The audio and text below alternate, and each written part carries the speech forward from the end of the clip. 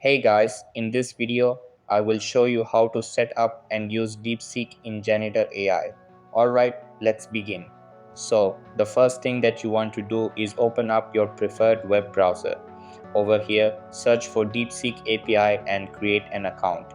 After that, top up your account with credits around $2. Then go to Janitor AI and look for API settings.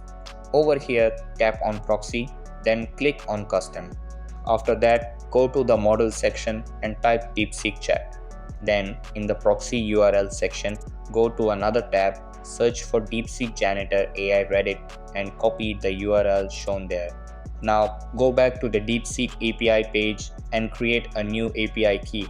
Over here, make sure you've already topped up the account before creating the key. Then, copy the key and paste it into the API key section on Janitor AI. After that, save the settings and refresh the page. Then click check API key. If it shows green, save the settings again and refresh the page.